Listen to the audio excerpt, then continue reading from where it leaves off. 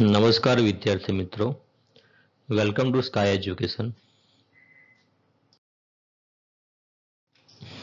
વિદ્યાર્થી મિત્રો, ધોરણ 6 માં સામાજિક વિજ્ઞાન જે વિષય છે તેમાં પાઠ નંબર 1 જે છે ચાલો ઇતિહાસ જાણીએ તેના વિશે આપણે અભ્યાસ કરી રહ્યા છીએ.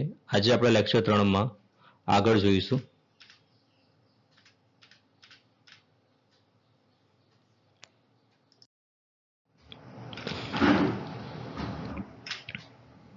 વિદ્યાર્થી મિત્રો, પાઠ નંબર 1 માં ચાલો ઇતિહાસ જાણીએ તેના વિશે માહિતી મેળવી રહ્યા છીએ. આજે આપણે આગળ જોઈશું, જેમાં ભૂમિનું નામ કેવી રીતે પડ્યું છે તેની માહિતી મેળવવાની છે. જેમાં તમે અહીંયા ચિત્ર જોઈ શકો છો. આપણે ઇન્ડિયાનું જે એક મેપ આપેલો છે, તો આજે આપણે ભારત દેશ અથવા ઇન્ડિયા કેવી રીતે ઓળખવામાં આવે છે તેના વિશે માહિતી લેવાની છે. આપણે આપણા દેશને બે નામોથી ઓળખીએ છીએ.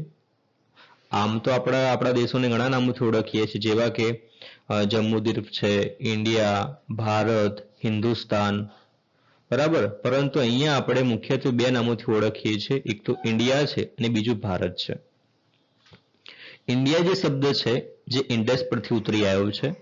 વેરી મોસ્ટ આઈએમપી છે કે ઇન્ડિયા જે શબ્દ છે એ કયા શબ્દ પરથી ઉતરી આવ્યો છે? તો ઇન્ડસ શબ્દ પરથી ઉતરી આવ્યો છે, જેને સંસ્કૃત ભાષામાં સિંધુ કહેવાય છે. બાળકો, બહુ કામનું છે, પરીક્ષાલક્ષી છે કે ઇન્ડિયા જે શબ્દ છે એ ઇન્ડસ પરથી ઉતરી આવ્યો છે, જેને સંસ્કૃત ભાષામાં આપણે શું કહીએ છીએ? તો સિંધુ કહીએ છીએ. આગળ જોઈએ, પ્રાચીન ઈરાન અને ગ્રીસના લોકો સિંધુ નદીથી પરિચિત હતા. યાદ રાખવાનું છે કે જે પ્રાચીન ઈરાનના લોકો છે અને ગ્રીસના લોકો જે છે એ સિંધુ નદીથી પરિચિત હતા, એટલે કે ઓળખતા હતા. તેઓ આજથી 2500 વર્ષ પહેલા તે પ્રદેશના સંપર્કમાં આવ્યા હતા. આ ઈરાન લોકો જે છે, ઈરાની જે છે, ગ્રીસના લોકો જે છે એ કેટલા વર્ષ પહેલા સિંધુ નદીથી પરિચિત થયા હતા અથવા તેના સંપર્કમાં આવ્યા હતા? તો 2500 વર્ષ પહેલા આવ્યા હતા. ઈરાનીઓ સિંધુ નદીને હિન્ડોસ અને ગ્રીસના લોકો ઇન્ડસ કહેતા હતા. જે ઈરાનીઓ જે છે એ સિંધુ નદીને શું કહે છે? હિન્ડોસ કહે છે. જ્યારે ગ્રીસના લોકો જે છે એ સિંધુ નદીને ઇન્ડસ તરીકે ઓળખે છે, એટલે કે ઓળખતા હતા. તેઓ આ નદીના પૂર્વ કિનારાને ઇન્ડિયા તરીકે ઓળખતા હતા. ભારત એવું નામ આપણને ઋગ્વેદમાંથી જાણવા મળે છે. બહુ કામનું છે બાળકો. આપણે ભારત જે શબ્દ બોલીએ છીએ, દેશને ભારત તરીકે ઓળખીએ છીએ, તેવું આપણને કયા વેદમાંથી જાણવા મળે છે? તો ઋગ્વેદમાંથી આપણને જાણવા મળે છે. ભારતની વાત કરીએ તો વર્તમાનમાં 28 રાજ્યો છે અને 8 કેન્દ્ર શાસિત પ્રદેશ છે. હવે ભારત જે નામ છે એ ઋગ્વેદમાં આપણને જાણવા મળે છે, પરંતુ આ ભારત નામનો ઉલ્લેખ કેવી રીતે થાય છે એ આપણે જોવાનું છે. તો એની અંદર એક વાર્તા છે કે ભરત નામનો માનવ સમૂહ જે છે એ ઉત્તર પશ્ચિમ ભારતમાં આવીને વસ્યો હતો. તેના નામ પરથી જ આપણા દેશને ભારત તરીકે ઓળખવામાં આવે છે. ત્યારબાદ આ સમૂહનો ઉલ્લેખ સંસ્કૃતની આરંભિક કૃતિ ઋગ્વેદમાં પણ જોવા મળે છે. એટલે કે આ જે ભરત નામનો જે માનવ સમૂહ જે છે, જે ઉત્તર પશ્ચિમ ભારતમાં આવીને વસ્યો છે અને તેના નામ પરથી આપણા દેશને ભારત કહીએ છીએ, બરાબર. તો તેનો ઉલ્લેખ ક્યાં જોવા મળે છે? તો સંસ્કૃતની આરંભિક જે કૃતિ છે ઋગ્વેદ, એની અંદર જોવા મળે છે આપણને.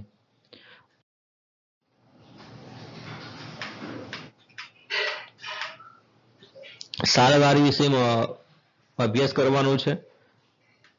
અહીંયા તમે ઇતિહાસની અંદર જે ઈસવીસન પૂર્વે અને ઈસવીસન જે આવે છે એને સમજાવતી સમયરેખા છે, અહીંયા જોઈ શકો છો. જે મધ્યસ્થ જે છે એ ઈસુ ખ્રિસ્તનો જન્મ છે, બરાબર છે. આ યાદ રાખવાનું છે તમારે. ઈસવીસનનો મતલબ થાય છે એનો ડોમિની. એનો ડોમિની જે શબ્દ છે એ ગ્રીક ભાષાનો શબ્દ છે. ઈસવીસન એટલે કે ઈસુ ખ્રિસ્તના જન્મના પછીના વર્ષો છે. જ્યારે ઈસવીસન જે પૂર્વ છે એટલે કે બીસી, એટલે કે બિફોર ક્રિસ્ટ, ઈસુ ખ્રિસ્તના જન્મના પહેલાના વર્ષો છે. અહીંયા ઈસવીસન પૂર્વેની અંદર જે સદી છે જે આરાવળી આવે છે, ક્રમિક આવતી નથી. જ્યારે ઈસવીસનની અંદર જે સદી હોય છે એ ક્રમિક આવે છે. તમે જોઈ શકો છો 5મી સદી પછી ચોથી આવે છે, ત્રીજી આવે છે, પછી બીજી આવે છે અને પહેલી આવે છે. જ્યારે ઈસવીસનની અંદર કેવું હોય છે? ક્રમિક સદીઓ જોવા મળે છે આપણને. પહેલી સદી, બીજી સદી, ત્રીજી સદી, ચોથી સદી અને 5મી સદી. બાળકો, તમને એટલું તો ખબર હશે કે એક સદી બરાબર કેટલા વર્ષ થાય? તો 100 વર્ષ થાય છે. આપણે આગળ હવે જોઈએ એનું. ઇતિહાસમાં સમયનું ખૂબ જ મહત્વ છે. ઘટનાઓ સમય અને સ્થાનની સાથે લખી શકાય છે. આપણે જે સાલવારી છે એને શા માટે ભણવું જોઈએ? તો ઇતિહાસની અંદર ખૂબ જ મહત્વ ધરાવે છે. કેમ કે જે કોઈ પણ ઘટના હોય છે, બરાબર, કોઈ પણ બાબત હોય છે તે સમય અને સ્થળની સાથે લખવામાં આવે છે. જોઈએ છે આપણે સમયની તારીખ, માસ, વર્ષ સાથે સાંકળીને સમજીએ છીએ. જેમ કે 20 જુલાઈ 2018 શુક્રવાર. કોઈ પણ ઘટના બની હોય છે તો તેની સાથે તારીખ આવે છે, મહિનો આવે છે, વર્ષ આવે છે અને વાર પણ હોતો હોય છે. ત્યારે આપણને પ્રોપરલી ખબર પડે છે કે આ દિવસે, આ વારે અને આ વર્ષે કંઈક મહત્વની ઘટના થઈ હતી. આ પ્રમાણે સમયની ગોઠવણી ઈસુ ખ્રિસ્તના જન્મ સાથે સંકળાયેલી છે. એટલે કે સમયની જે ગોઠવણી જે છે એ ભગવાન જે ઈસુ ખ્રિસ્ત છે એમની સાથે જોડાયેલી છે. ખ્રિસ્તી ધર્મના સ્થાપક ઈસુ ખ્રિસ્તના જન્મને દુનિયાના કાળક્રમ સાથે જોડવામાં આવ્યું છે. એટલે કે જે ઈસુ ખ્રિસ્ત જે હતા, જે ખ્રિસ્તી ધર્મના સ્થાપક હતા, તેમના જન્મને દુનિયાનું જે કાળગ્રહણ છે, એટલે કે કાળ જે સમય જે છે એની સાથે જોડવામાં આવ્યું છે. આપણે ઈસવીસન જે કહીએ છીએ જેને અંગ્રેજીમાં એનો ડોમિની કહેવામાં આવે છે, જેનું શોર્ટમાં નામ થાય છે એડી. ખાસ યાદ રાખજો બાળકો, પૂછાય એવું છે પરીક્ષામાં કે ઈસવીસનને અંગ્રેજીમાં શું કહેવામાં આવે છે? તો અંગ્રેજીમાં એનો ડોમિની કહેવામાં આવે છે, જેનું શોર્ટ નામ છે એડી.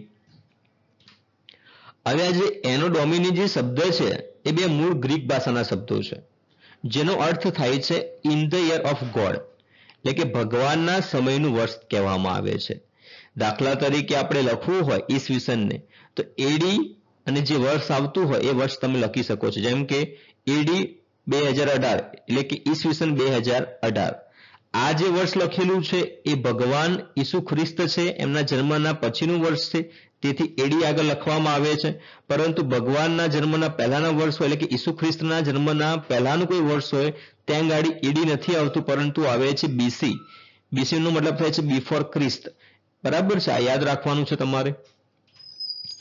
ઈસવીસન એટલે ઈસુ ખ્રિસ્તના જન્મના પછીના વર્ષો. વેરી મોસ્ટ આઈએમપી છે, પરીક્ષામાં પૂછાય એવું છે કે ઈસવીસન એટલે શું? તો ઈસવીસન એટલે ઈસુ ખ્રિસ્તના જન્મના પછીના જે વર્ષો છે તેને ઈસવીસન કહેવામાં આવે છે.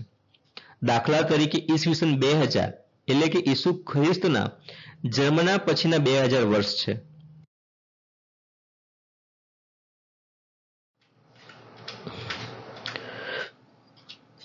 ઈસવીસન પૂર્વની અંગ્રેજીમાં બિફોર ખ્રિસ્ત કહેવામાં આવે છે, જેનું શોર્ટમાં નામ થાય છે બીસી. બિફોર ખ્રિસ્તને આપણે ટૂંકમાં લખવું હોય તો કેવી રીતે લખી શકીએ છીએ? બીસી તરીકે લખી શકીએ છીએ. આ ઈસવીસન જે પૂર્વ છે એને અંગ્રેજીમાં શું કહેવાય છે? તો બિફોર ખ્રિસ્ત કહેવામાં આવે છે. ઈસવીસન પૂર્વે જે છે, બરાબર છે, એનો અર્થ શું થાય છે? તો ઈસવીસન પૂર્વે એટલે ઈસુ ખ્રિસ્તના જન્મના જે પહેલાના વર્ષો છે તેને ઈસવીસન પૂર્વે કહેવામાં આવે છે. જો ઈસુ ખ્રિસ્તના જન્મના પછીના વર્ષો હોય તો તેને ઈસવીસન કહેવામાં આવે છે, અને ઈસુ ખ્રિસ્તના જન્મના પહેલાના વર્ષો હોય તો તેને ઈસવીસન પૂર્વે કહેવામાં આવે છે. ઉદાહરણ તરીકે ઈસવીસન પૂર્વે 2000 એટલે ઈસુ ખ્રિસ્તના જન્મના પહેલાના 2000 વર્ષ છે. ધારો કે કોઈ પણ વર્ષની આગળ જો ઈસવીસન પૂર્વે લગાવેલું હોય છે તો તેનો મતલબ એવો થાય છે કે ભગવાન ઈસુ ખ્રિસ્તના જન્મના પહેલાના વર્ષો છે. ઘણીવાર સાલવાળીને એડીને બદલે સી અને બીસીને બદલે બીસી તરીકે પણ લખવામાં આવે છે. આ એડીને બદલે જે સી લખાય છે તેનું પૂરું નામ છે કોમન એરા, જ્યારે બીસી જે છે એ બીસીને બદલે બીસી લખાય છે તેનું પૂરું નામ છે બિફોર કોમન એરા. સી એટલે કોમન એરા એટલે કે સામાન્ય કે સાધારણ યુગ, જ્યારે બીસી એટલે બિફોર કોમન એરા, જેનો મતલબ થાય છે સામાન્ય કે સાધારણ યુગ પૂર્વે. ખ્રિસ્તી ધર્મ વિશ્વના મોટાભાગના રાષ્ટ્રો સાથે જોડાયેલો હોવાથી અનેક રાષ્ટ્રોની જેમ ભારતમાં પણ આ જ સાલવારીનો પ્રયોગ કરવામાં આવે છે. ઘણીવાર બીપી એટલે કે બિફોર પ્રેઝન્ટ શબ્દનો પણ ઉપયોગ કરવામાં આવે છે.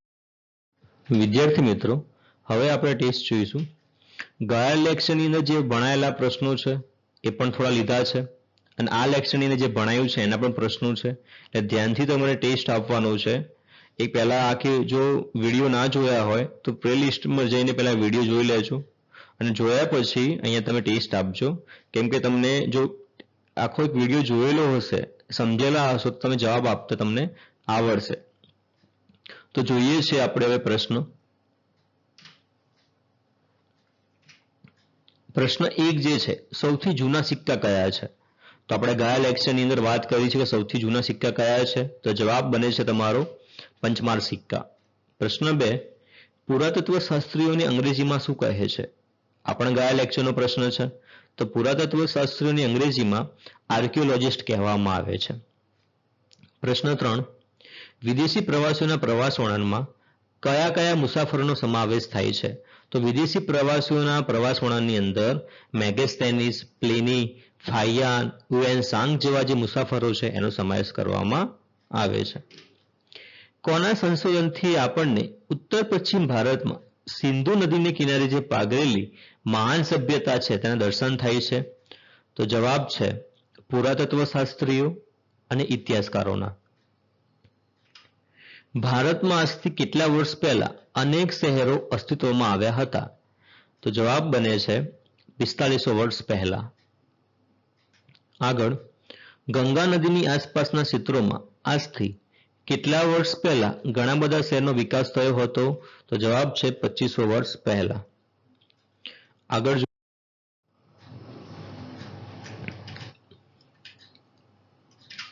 પ્રશ્ન નંબર 7, કોણ ભૂતકાળની આપણી સમક્ષ જીવન કરે છે?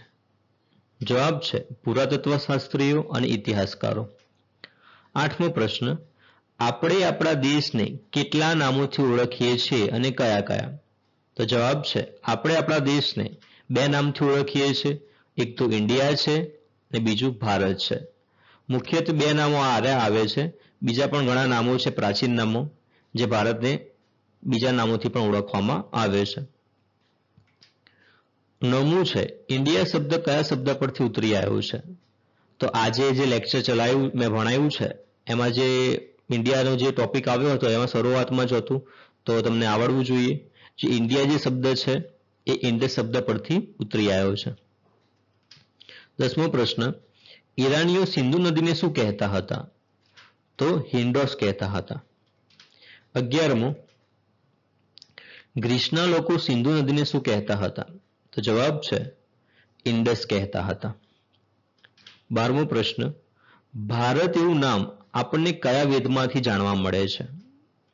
તો જવાબ છે ઋગ્વેદમાંથી. આગળ જોઈશું.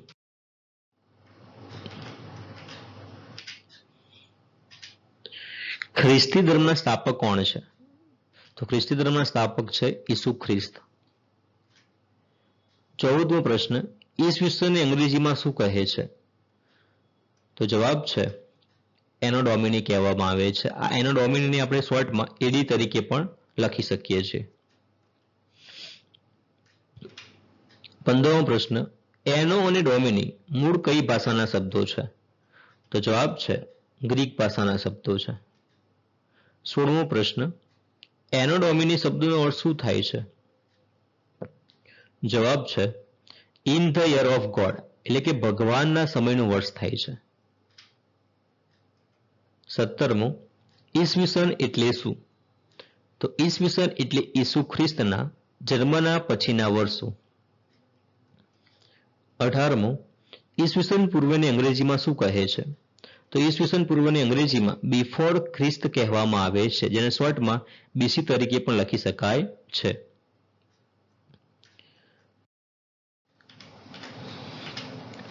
19મો પ્રશ્ન, ઈસવીસન પૂર્વે એટલે શું? તો ઈસવીસન પૂર્વે એટલે ઈસુ ખ્રિસ્તના જન્મના પહેલાના વર્ષો.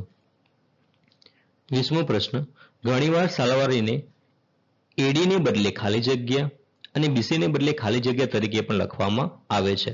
તો જવાબ છે એડીને બદલે લખાય છે સીઈ, જ્યારે બીસીને બદલે લખાય છે બીસીઈ. અહીંયા આપણે આજે આ પાઠ જે પહેલો છે ચાલો ઇતિહાસ જાણીએ એનું પૂર્ણાહુતિ કરીએ છીએ. આ જે વિડીયોની જે 20 પ્રશ્નો મેં લીધા છે ટેસ્ટમાં એ વેરી મોસ્ટ આઈએમપી છે, જે પરીક્ષામાં પૂછાઈ શકે છે. જો વિદ્યાર્થી મિત્રો તમને વિડીયો જો ગમતો હોય, બરાબર છે, મેથડ અનુકૂળ આવતી હોય તો જે જરૂરિયાતમંદ જે વિદ્યાર્થીઓ છે તેમને પણ શેર કરો, તેથી એમને પણ મદદરૂપ બને. આશા રાખું છું વિદ્યાર્થી મિત્રો કે તમને આ વિડીયો ગમ્યો હશે.